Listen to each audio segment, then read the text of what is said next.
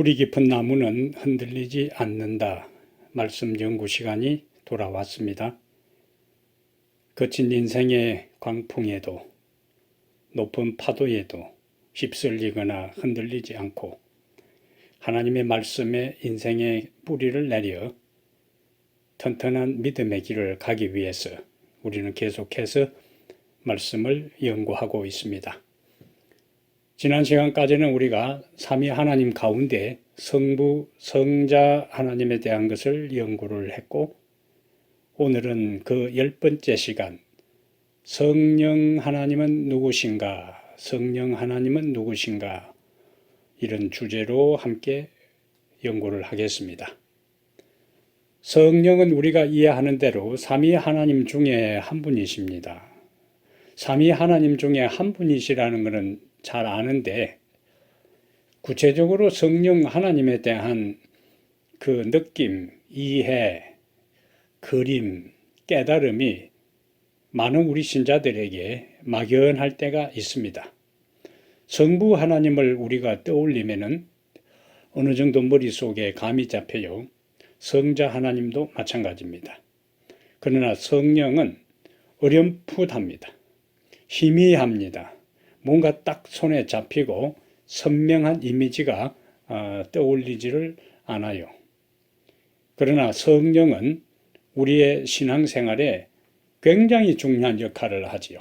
그러므로 성령에 대한 분명하고 명확한 성서적 이해는 우리의 신앙생활을 근본적으로 본질적으로 변화시키고 지금과는 다른 차원의 깊은 영적인 그 영성 있는 삶을 살 수 있게 됩니다. 우리가 큰 주제로 성령은 하나님이신가? 성령은 인격체인가? 성령께서 하시는 역할은 무엇인가? 이런 큰 세 가지 주제로 오늘 함께 말씀을 나누겠습니다. 첫 번째는 다음 성경절을 가지고 성령이 하나님이라는 사실을 증명해 보라. 사도행전 5장 3절과 4절입니다. 사도행전 5장의 이 장면은 우리가 잘 아는 아나니아와 삽비라가 성령의 감동을 받아서 하나님께 자신의 소유를 다 팔아 가난한 사람들과 공유하기 위한 목적으로 자기의 토지를 팔았어요. 그런데 막상 팔고 나니까 아까운 생각이 들어 일부를 감추고 일부만 하나님께 드렸을 때에 베드로와 대화 중에 나타나는 표현입니다. 베드로가 가로되 아나니아야 어찌하여 사단이 네 마음에 가득하여, 그 다음 표현입니다. 내가 성령을 속이고 땅값 얼마를 감추었느냐? 땅이 그대로 있을 때에는 네 땅이 아니며 판 후에도 네 임의로 할 수가 없더냐? 어찌하여 이 일을 네 마음에 두었느냐? 사람에게 거짓말한 것이 아니요 하나님께로다. 자, 처음 표현은 성령을 속이고, 뒤에는 하나님께 거짓말했다. 속이는 것이나 거짓말하는 것이나 같은 의미니까 성령, 하나님, 성령은 속였고 하나님께는 거짓말했고, 그러므로 성령은 하나님이시다 하는 것을 이 두 구절을 통해서 우리가 확인할 수 있습니다.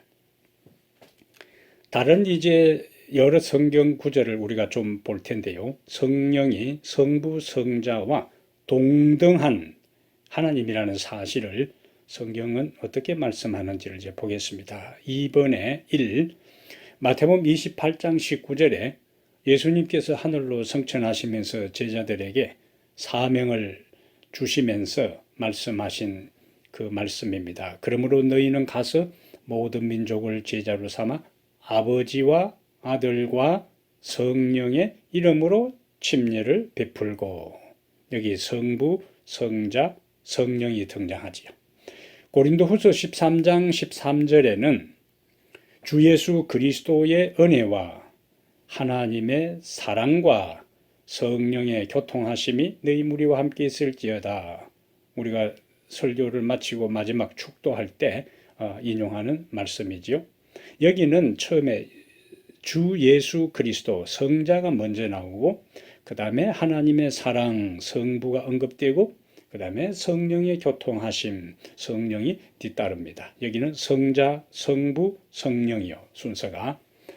그 다음에 고린도전서 12장 4절과 6절에는 은사는 여러 가지나 성령은 같고 직임은 여러 가지나 주는 같으며 또 역사는 여러 가지나 모든 것을 모든 사람 가운데서 역사하시는 하나님은 같으니 여기는 성령, 성자, 성부 순서로 언급을 합니다. 유다는 유다서 1장 20절 21절에 사랑하는 자들아 너희는 너희의 지극히 거룩한 믿음 위에 자기를 건축하며 성령으로 기도하며 하나님의 사랑 안에서 자기를 지키며 영생에 이르도록 우리 주 예수 그리스도의 긍휼을 기다리라. 여기는 성령, 성부, 성자 순서로 언급이 되어 있어요. 그래서 어떤 성경에는 성부가 먼저 나오고 또 다른 데는 성자, 또 다른 곳에는 성령이 먼저 언급되는 것은 성부, 성자, 성령은 어떤 특정한 서열이 정해져 있는 것이 아니라 삼위 하나님은 동등한 위치에 있는 분이시다 하는 것을 이와 같은 말씀을 통해서 확인할 수 있습니다. 그렇다면 성령이 하나님이시고 성자, 성부와 동등한 분이시라면 그분이 가지신 하나님만이 가지는 속성은 무엇인가 하는 것을 세 번째 우리가 보겠습니다. 로마서 8장 2절에 이는 그리스도 예수 안에 있는 생명의 성령의 법이 죄와 사망의 법에서 너를 해방하였습니다. 여기는 생명의 성령은 생명의 본질에 대한 말씀을 하고 있고 요한복음 16장 13절에는 진리의 성령이 오시면 그가 너희를 모든 진리 가운데로 인도하시리라. 여기는 하나님의 속성 가운데 진리 나오죠. 그 다음에 누가복음 1장 34절과 35절에는 여기 천사가 마리아에게 와서 수태고지를 합니다. 마리아가 천사에게 말하되 나는 사내를 알지 못하니 어찌 일이 있으리이까? 한마디로 뭡니까? 불가능하다는 이야기죠. 남자를 알지 못하는 여자가 아이를 임신하는 것은 불가능한 일이다. 이러한 이야기를 들은 천사가 35절에 성령이 내게 임하시고 지극히 높으신 이의 능력이 너를 덮으시리니 이름으로 나실 바 거룩한 자는 하나님의 아들이라 일컬으리라. 사내를 알지 못한 사람은 아들을 낳을 수가 없는 불가능한 일인데 성령이 임할 때에 하나님의 아들을 낳게 될 것이다. 그러므로 성령은 불가능한 일을 가능하게 하는 전능한 하나님의 속성을 가지고 있습니다. 요한복음 14장 16절에는 내가 아버지께 구하겠으니 그가 또 다른 보혜사를 너에게 주사 영원토록 너희와 함께 있게 하리니 여기는 영원, 하나님이 가지고 있는 속성 가운데 영원이라는 속성을 성령이 소유하고 있지요. 고린도전서 2장 10절에는 오직 하나님이 성령으로 이것을 너에게 보이셨으니 성령은 모든 것 하나님의 깊은 것이라도 통달하시느니라. 하나님의 깊은 것, 하나님의 수준, 하나님의 그 내밀한 그 모든 것을 하나님 외에 다른 존재가 통달할 수가 없어요. 그래서 하나님의 깊은 것을 통달한다, 다 안다 한다는 이야기는 하나님의 전지성의 속성을 성령도 가지고 있습니다. 그 다음에 시편 139편 7절부터 10절에 내가 주의 영을 떠나 성령이죠. 어디로 가며 주의 앞에서 어디로 피하리까? 내가 하늘에 올라갈지라도 거기 계시며 하늘은 제일 높은 것에 대한 상징이고 스월에 내 자리를 펼지라도 거기 계시니이다. 스월 음부 제일 깊은 밑도 끝도 없는 깊은 골짜기 제일 깊은 곳에 대한 상징이고 내가 새벽 날개를 치며 바다 끝에 가서 거주할지라도 거기서도 주의 손이 나를 인도하시며 주의 오른손이 나를 붙드시리다. 그러므로 우리가 제일 높은 데 올라가고 제일 깊은 데 들어가고 제일 먼 곳에 간다 할지라도 주의 영을 떠나 피할 수가 없다. 왜 피할 수가 없는가? 왜 떠날 수가 없는가? 하나님의 영은 모든 곳에 계신다. 무소부재 편재성, 하나님의 속성을 하나님의 성령이 가지고 있습니다. 그래서 우리가 하나님의 성령, 지금까지 성령은 하나님이시고, 그 다음에 성부, 성자, 성령은 동등한 하나님이시고, 그 다음에 성령은 하나님이시기 때문에 하나님이 가지고 있는 속성까지 가지고 계신다 하는 것을 보았습니다. 자, 다섯 번째, 이제 다른 측면을 보겠어요. 성령이 인격체라는 사실을 성경은 어떻게 소개하고 있는가? 여호와 증인 같으면 하나님의 성령의 인격성을 인정하지 않지요. 그들은 성령을 기운, 바람, 세력, 능력 이렇게 이해를 합니다. 우리도 은연중에 성령의 능력, 성령의 기운, 성령의 바람 이러한 측면으로 이해를 할 때는 성령을 어떤 인격적인 것보다 하나님의 어떤 강력한 초자연적인 능력이라는 측면으로 많이 생각을 해요. 기울어집니다. 그러나 성령은 인격체다. 기운이나 세력이나 바람이나 능력이 아니라는 것을 우리가 두 구절에서 확인할 수 있습니다. 사도행전 15장은 바울이 여러 이방인 지역에 복음을 전하는데, 바울은 가는 곳마다 일반 이방인들은 유대인들처럼 할례를 받을 필요도 없고 모세의 어문의 율법을 더 이상 준수할 필요가 없고 예수님을 받아들이면 구원을 받는다. 이때에 예루살렘에 있던 유대 그리스도인 지도자들이 바울이 복음을 전한 이방인 지역에 와가지고, 아니다, 이방인들이라 할지라도 할례를 받아야 되고 모세의 율법을 준수해야 된다고 할 때 신자들에게 굉장한 혼란이 벌어집니다.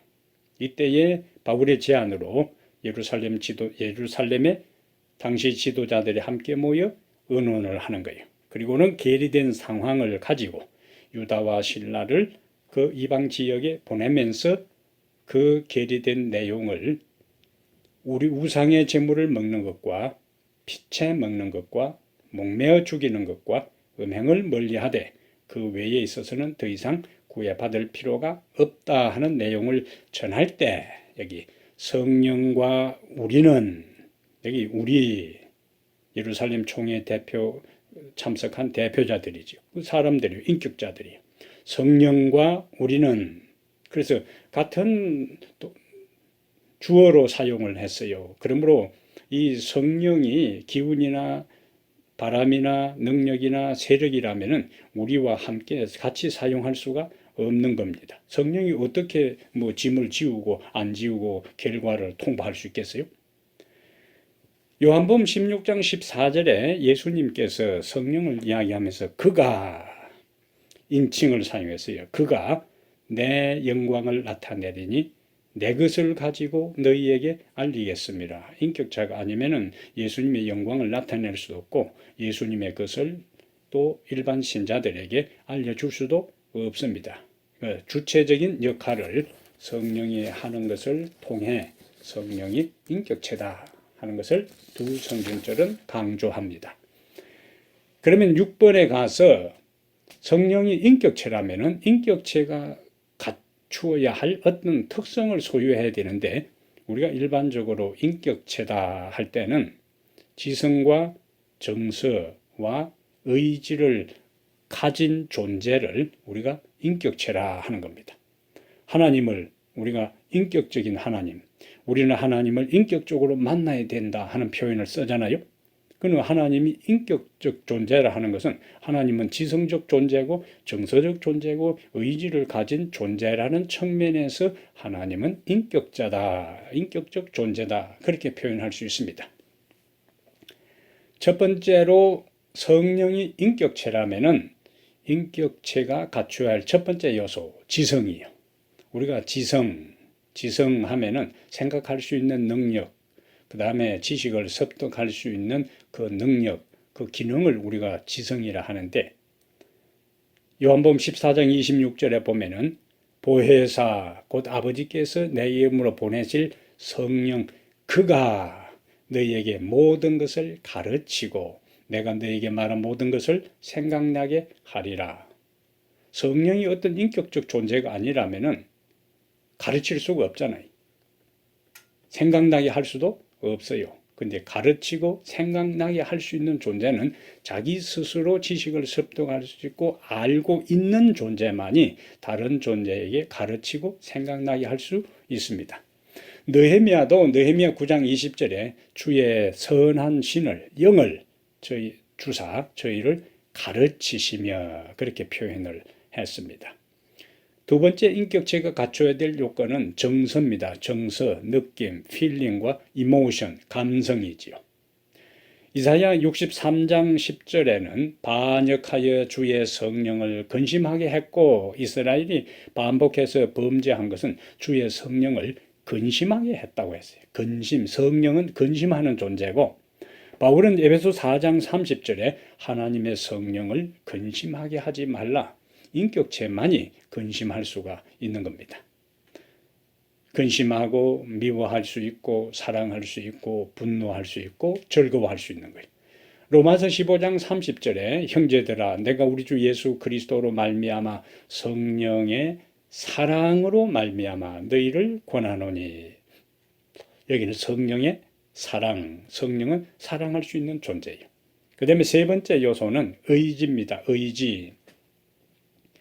우리가 의지를 이야기할 때는 의지가 약하다, 강하다 그런 표현을 쓰는데 성서적 의미의 의지는 결정할 수 있는 능력, 선택하고 결정하고 판단하고 분별할 수 있는 능력을 의지라 그렇게 이해할 수 있습니다. 그러면은 성령이 인격체라면은 세 번째 요소인 의지를 가지고 있어야 되는데 바울은 사도행전 16장에서 그가 아시아에 이제 복음을 전하려고 했을 때에 여기 16장 6절 7절에 보니까 성령이 주체적으로 주어입니다. 아시아에서 말씀을 전하지 못하게 하시거늘 그들이 부르기아와 갈라디아 땅으로 다녀가 무시아 베르르 비두니아로 가고자 했으되 예수의 영이 허락하지 아니하는지라. 위에는 성령이 전하지 못하게 막았고 밑에는 예수의 영 성령이 허락하지 않았습니다. 그래서 성령은 하나님의 백성들을 인도하고 지시하고 그 다음에 맡기도 하고 허락하기도 하는 그러한 주체적 결정할 수 있는 능력을 가지고 있기 때문에 성령은 인격체다.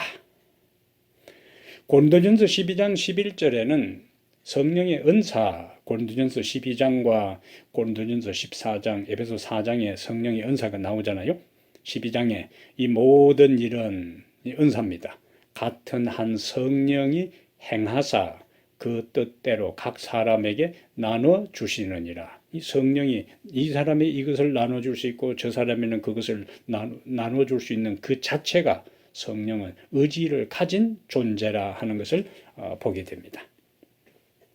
그렇다면 7번에 성령이 단지 능력이나 기운이 아니라 인격체라는 사실을 깨닫는 게 왜 중요하냐 하는 거지요. 어떤 느낌이 드느냐. 만약에 우리가 성령을 능력이나 기운, 세력, 파워, 영향력 이런 것으로만 이해한다면 우리는 그것을 마음대로 이용해도 되는 거예요. 활용해도 되는 겁니다. 인격체가 아닌 것은 내 마음대로 할 수가 있는 거예요. 내가 주체가 되어서 그것을 사용할 수 있어요. 그러면은 인간은 본성적으로 이기적이고 탐욕적인 존재이기 때문에 성령이 단순한 인격체가 아니라 기운이나 능력이나 세력이나 영향력이라면은 인간은 그것을 자기 유익을 위해서 이용할 수가 있어요. 때로는 악용할 수도 있습니다. 그러나 인격체라고 할 때 우리는 내가 그 성령을 이용하는 것이 아니라 내가 성령에 굴복하는 거예요. 그리고 그분이 가진 지성과 그분이 가진 정서적인 것과 그분이 가진 의지적인 것을 나의 영적인 유익과 하나님의 영광과 이웃의 유익을 위하여 내 자신을 드리고 그분에게 내 삶의 주도권을 맡기는 측면으로 이 성령과 우리와의 관계가 설정되는 거죠. 굉장한 차이가 있습니다. 그래서 성령을 인격체라는 것을 명확하게 분명하게 이해하는 것은 우리의 신앙생활에 양상을 좌우하는 중요한 요소로 작용할 수 있습니다. 8번에 예수님은 이 세상을 떠나시면서 보혜사를 보내시겠다고 약속하셨는데 그 목적이 무엇인가? 요한복음 14장 16절 17절에 내가 아버지께 구하겠으니 그가 또 다른 보혜사를 너희에게 주사 영원토록 너희와 함께 있게 하시리니 저는 너희와 함께 거하시며 또 너희 속에 계시겠습니다. 다른 보혜사라는 표현을 쓰는 걸 보니까 예수님이 보혜사고 그 다음에 그분이 하늘로 승천하시면서 그 빈자리를 보혜사, 다른 보혜사인 성령이 채우는데 그분이 우리와 함께 하시고 또 우리 속에 계시도록 하기 위해 성령을 보혜사를 보내시겠다고 약속한 겁니다. 그래서 보혜사라는 말을 여러 다른 용어로 번역을 하는데 원래 보혜사라 하는 말은 함 곁에 있도록 부르심을 받은 자입니다. 파라클레토스, 곁에 있도록 부르심을 받은 자. 그 의미가 돕는 자, 헬프로 나타나고 위로자, 컴포트로 나오고 상담자, 카운셀러로 나오고 강구자, 인터세서의 여러 다양한 의미로 사용을 합니다. 이 모든 것을 보혜사 성령이 다 하시는 거예요. 돕고 위로하고 상담하고 우리를 위해서 친히 간구하는 그 역할을 하게 되지요. 그 다음에 그 성령이 구체적으로 무슨 일을 하시는가? 9번에 우리의 죄를 깨우치시는 분은 누구인가? 요한복음 16장 8절에 그가 와서 죄에 대하여 성령 보혜사가요 의에 대하여 심판에 대하여 세상을 책망하시리라. 여기 책망한다 하는 단어는 깨우쳐 주신다는 거예요. 알게 한다는 거예요. 그 본질을 이해하게 한다는 거예요. 의미를 깨우친다는 이야기니까 우리의 죄를 깨우치는 분은 죄에 대해서 깨우치는 분은 누구인가? 성령 하나님이시라는 거죠. 그래서 밑에 엘렌 G. 화이트는 우리의 높은 부르심 Our High Calling 152페이지에 성령께서는 능력을 주셔서 사람이 이길 수 있게 하신다. 죄를 깨닫게 하는 것은 성령이시며 나오지요. 인간의 동의 아래 마음에서 죄를 추방하신다. 하나님은 절대로 강제하거나 강요하는 분이 아니지요. 우리가 굴복하고 우리가 요청할 때 하나님이 우리의 의지를 주장하시고 우리 속에 죄를 제거하시는 겁니다. 전적인 인간의 동의가 필요하고 인간의 요청이 필요한 겁니다. 그래야 인간에게 근본적인 변화가 나타날 수 있습니다. 자, 10번에 예수 그리스도를 성령의 또 다른 역할입니다. 예수 그리스도를 구주로 영접하도록 돕는 분은 누구이신가? 고린도전서 12장 3절에 또 성령으로 아니하고는 누구든지 예수를 주시라 할 수 없느니라. 다른 말로 하면은 우리가 예수님을 개인의 주님으로 구주로 왕으로 구원자로 영접하는 것은 전적인 성령의 역사, 감화, 감동이다. 격려와 권유라 하는 거예요. 그러므로 우리가 예수님을 개인의 구주로 받아들였다. 그 말은 우리가 성령의 권고에 굴복한 거예요. 성령이 우리 마음문을 두드릴 때에 우리가 거부하면은 강제로 성령께서 마스터키를 가지고 따서 우리 마음문을 열고 들어오는 게 아니라는 거예요. 성령은 무슨 일을 하시는가? 예수님을 우리의 개인의 구주로 인정하고 영접하게 하는 역할을 합니다. 자, 그러면 11번이 상당히 중요한 문제인데요. 우리가 성령을 받았는지 받을 것인지 여기에 상당히 명확한 이해가 없기 때문에 우리가 기도를 해도 또 우리가 성령에 대한 설교를 해도 막연할 경우가 있고 신자들이 여기에 대한 분명하고 확실한 이해가 없기 때문에 성령 충만한 경험, 성령의 이끌림 경험을 제대로 하지를 못해요. 우리 재림교회의 가장 약한 부분이 바로 여기입니다. 약한 고리. 그 약한 고리를 오늘 좀 강화시키겠어요. 언제 성령을 선물로 받게 되는가?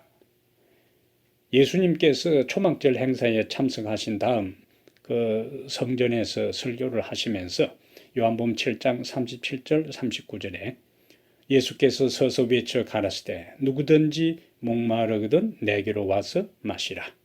자, 38절에 나를 믿는 자는, 이 중요한 표현이요.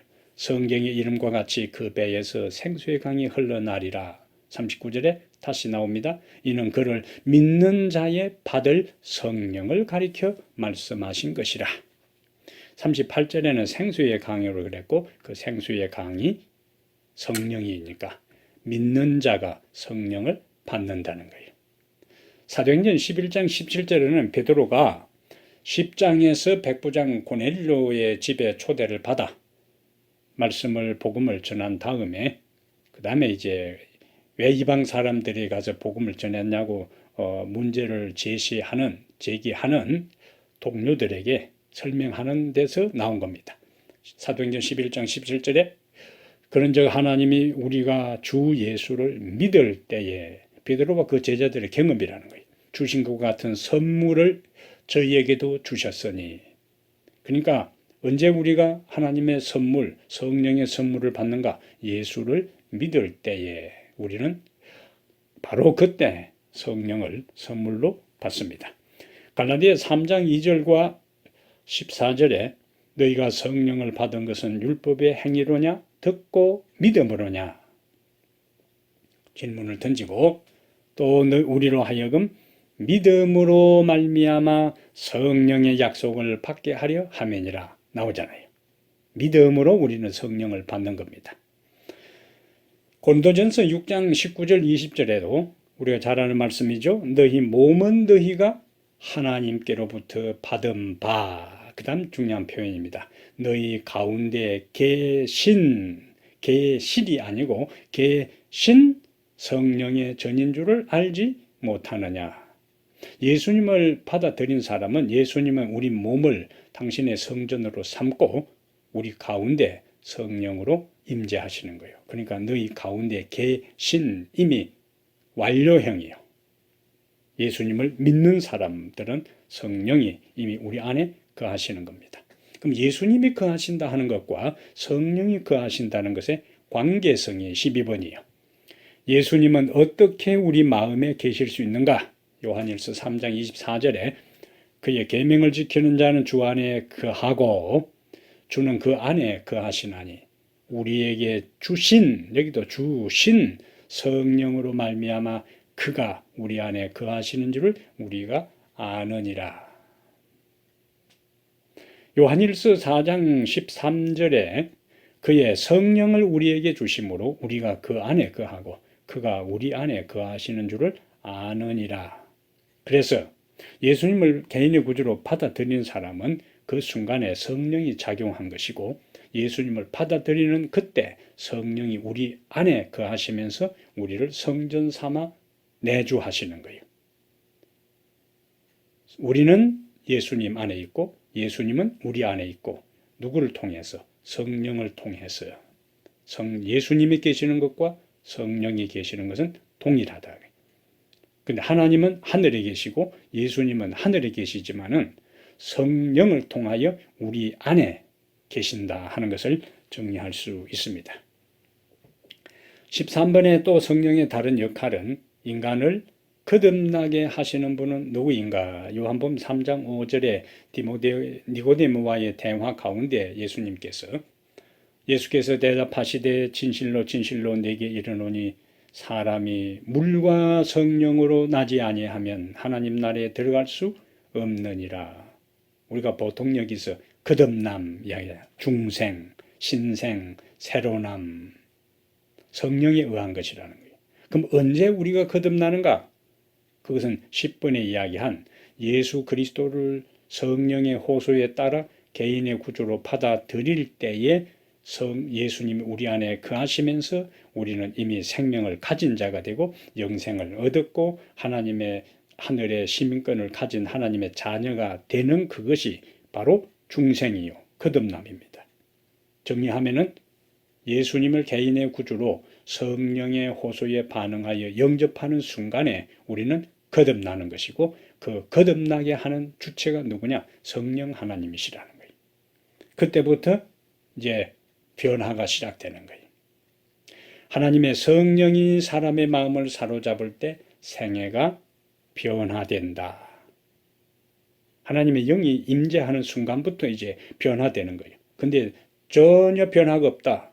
그것은 아직도 전적으로 예수님을 개인의 구주로 받아들이지 아니한 것이고 우리 속에 성령이 거하지 않는 겁니다. 성령이 거하시고 예수님이 우리의 생애의 주인으로 자리 잡게 되면은 반드시 변화가 시작되는 거예요. 어떤 변화가? 죄악적인 생각은 사라지고 악한 행위와는 인연을 끊게 된다. 사랑과 겸손과 화평이 분노와 시기와 분쟁을 대신한다. 기쁨이 슬픔을 대신하고 용모는 하늘의 빛을 반사한다. 물론 이것이 하루아침에 되는 것은 아니지요. 점진적인 성장입니다. 그래서 우리가 그것을 신앙의 성장, 성숙, 발전, 성화라 그렇게 표현하잖아요. 그 모든 주체적인 역할도 우리 속에 계신 성령이 우리의 생애를 이제 본질적으로 근본적으로 변화시켜 나가는 거예요. 자, 14번에 하나님의 성령의 또 다른 역할은 인간의 구원과 관계해서 하나님께서는 인간의 구원을 어떻게 보장해 주시는가? 고린도후서 1장 21절과 22절에 우리를 너희와 함께 그리스도 안에서 견고케 하시고 우리에게 기름을 부으신 이는 하나님이시니 저가 또한 우리에게 인치시고 하나님의 소유로 삼았다는 거예요. 하나님의 소유로 꽝 도장을 찍으시고 보증으로 성령을 우리 마음에 주셨느니라. 그래서 인간의 구원을 보장하는 그 보증, 성령이 우리 안에 거하신다 하는 것은 우리가 구원을 받았고 하나님의 소유가 되었고 모든 하늘의 영화와 영광을 우리의 소유로 하나님께서 보장해 주신다는 것을 성부, 성자와 동등한 성령을 우리에게 주심으로 그것을 보증해 주는 거예요. 이것만큼 더 구원의 확정이 어디 있겠어요? 성령이 계시는 것은 우리에게 하나님께서 우리를 보증해 주는 가장 확실한 보증 인침이 되는 겁니다. 성령의 인침이라 그러지요. 15번에 말씀과 연관하여 성령의 주요 역할은 무엇인가? 요한복음 14장 26절과 요한복음 16장 13절에 보혜사 곧 아버지께서 내 이름으로 보내실 성령 그가 너희에게 모든 것을 가르치고 앞에서 봤습니다. 내가 너희에게 말한 모든 것을 생각나게 하리라. 그 다음에 진리의 성령이 오시면 그가 너희를 모든 진리 가운데로 인도하시리니 모든 진리 가운데로 우리를 인도하시고 하나님께서 우리에게 가르쳐 주신 예수님께서 말씀하신 것을 가르치시고 깨우치시고 생각나게 하는 겁니다. 우리의 높은 부르심 154페이지에 성령께서는 우리의 마음에 구속의 경륜에 귀중한 진리를 생생하게 자주 상기시키므로 우리 안에서 역사하신다. 성령께서는 우리의 어둠을 밝혀주시며 우리의 무지를 알려주시고 우리의 다양한 필요를 채워주신다. 이 성령의 역할이에요. 그래서 우리가 말씀을 공부할 때는 반드시 성령의 도움을 간구하면 하는 기도를 드리면서 시작하고 말씀을 묵상할 때든지 성경이나 예언을 읽을 때든지 간에 우리가 기도하고 도움을 간구하는 것은 성령 하나님만이 영으로 기록된 그 말씀의 깊은 의미를 우리가 제대로 이해할 수 있도록 깨우쳐 주는 겁니다. 16번에 인간의 변화는 누구의 역사로 가능한가? 베드로전서 1장 2절에 곧 하나님 아버지의 미리 하심을 따라 성령이 거룩하게 하심으로 순종함과 예수 그리스도의 피뿌림을 얻기 위하여 택하심을 받은 자들에게 편지하노니 은혜와 평강이 너희에게 더욱 많을지어다. 여기 보니까 성령이 거룩하게 하심으로 우리를 변화시키는 주체적인 역할을 하나님의 성령이 하시는 것이고 그 다음에 우리를 변화시키고 거룩하게 하고 성장하고 성숙하게 하면서 하나님의 말씀을 순종하게 하는 그 힘도 그 능력도 우리를 변화시키는 그분에게서 나온다는 거지. 우리가 의지로 동의할 때 우리를 통해서 하나님의 말씀을 깨우쳐 주시고 깨우치신 말씀을 따라 순종할 수 있는 그 능력도 깨우쳐 주신 그 성령이 순종할 수 있는 능력까지 주신다는 거예요. 그래서 순종에 대한 것도 행위의 열매도 다 자랑할 것이 아무것도 자랑할 것이 없고 내세울 것이 없다는 거지. 왜? 깨우치시는 분도 성령이고 내 모습을 그 깨우치신 모습을 따라 하나님 말씀에 순종하도록 하신 능력도 하나님의 영이 주셨기 때문에 전적인 하나님의 도움에 의한 것이니까 하나님께만 영광을 돌리는 겁니다. 시대소망 671페이지에 죄는 신성의 죄3위 성령이지요. 강력한 작용을 통하여서만 물리칠 수 있고 이겨낼 수 있으며 그분은 제한된 능력을 가지고 오시는 것이 아니라 하나님의 능력이 충만한 가운데 오실 것이었다. 세상의 구주께서 이루신 일을 효력있게 만드는 분은 성령이시다. 그 다음 성령은 마음을 순결하게 만드신다. 성령을 통하여 신자는 거룩한 품성을 나누어 가지는 자가 된다. 우리에게 아주 용기를 주고 위로를 주고 격려하고 깨우쳐 주시는 말씀입니다. 밑에 사도행적 283페이지에는 구주에게서 나오는 생명을 주는 성령의 능력도 우리가 앞에서 하나님의 속성 가운데 성령이 생명의 성령 봤습니다. 생명을 주는 성령의 능력도 영혼에 스며들어 동기와 애정을 새롭게 하고 생각들까지도 하나님의 뜻에 복종하게 하며 누가 성령이 받은 이에게 성령의 그 감동과 감화를 받은 이에게 거룩한 행위에 기중한 열매를 맺을 수 있게 한다. 그래서 우리가 우리의 인격적인 열매 갈라디아 5장 22절과 23절에 나오는 그 우리의 인격적인 품성의 열매를 뭐라고 불러요? 성령의 열매를 하잖아요. 성령의 열매라는 것 자체는 그 열매가 하나님의 성령에 의해서 사랑과 희락과 화평과 오래 참음과 자비와 양성과 충성과 온유와 절제에 대한 그 열매, 그 인격적인 변화가 전적인 성령에 변화시키는 역사하심에 의한 결과다 하는 것을 우리가 고백할 수가 있습니다. 자, 이제 마지막 결론입니다. 다음의 말씀을 진리로 믿고 따르기로 결심하면 각 진술에 표하여 자신의 결심을 표현하라. 성령은 성부, 성자와 동등한 하나님이시다. 성령은 진리와 생명이 되신다. 성령은 전지하시며 전능하시며 무소부재하신다. 성령은 인격체로서 지성과 정서와 의지를 가지신다.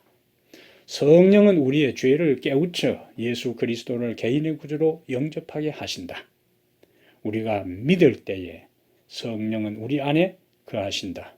우리가 예수 그리스도를 믿을 때에 성령은 우리를 거듭나게 하신다. 하나님께서는 성령을 우리에게 보내셔서 우리의 구원을 보증해 주신다. 우리 속에 계시는 성령은 우리를 하나님의 형상으로 변화시키신다. 하나님께서 오늘 우리에게 주신 기별의 요약이요 핵심입니다. 인격 성부, 성자와 동등하신 성령 하나님, 하나님이 가지고 있는 속성을 가지신 성령 하나님, 우리가 예수님을 받아들일 때에 이미 우리 속에 계신 성령 하나님, 우리를 변화시키고 믿음 안에서 승리하게 하고 예수 그리스도의 아름다운 품성으로 변화시키는 성령 하나님과 매일매일 동행하며 그분에게 굴복하고 그분의 가르침을 따라 살아가는 성령 충만한 성도들 되기를 바랍니다. 감사합니다. 오늘 여기까지 공부하겠습니다. 잠깐 기도하겠어요. 하나님 우리 아버지, 성령 하나님을 우리에게 보내주셔서 감사합니다. 하나님과 동등한 성령 하나님을 막연하게 생각하지 않고 우리가 예수 그리스도를 마음에 영접하는 순간 이미 우리를 성전 삼아 우리 속에 내주하시고 영원히 계시는 성령 하나님의 이끄심에 따라 매일매일 살아가게 해 주시옵소서. 말씀을 깨우치시고 우리의 죄를 보게 하시고 극복하게 하시며 하나님의 인격으로 하나님의 품성으로 날마다 우리를 변화시키는 성령의 감화력에 전적으로 굴복하고 받아들여 궁극적으로 죄로 말미암아 잃어버린 하나님의 형상이 다시 성령을 통하여 우리 속에 재현되고 회복되어 주께 영광 돌리는 날마다의 삶이 되게 하여 주시옵소서. 예수님 이름으로 간절히 기도하옵나이다. 아멘.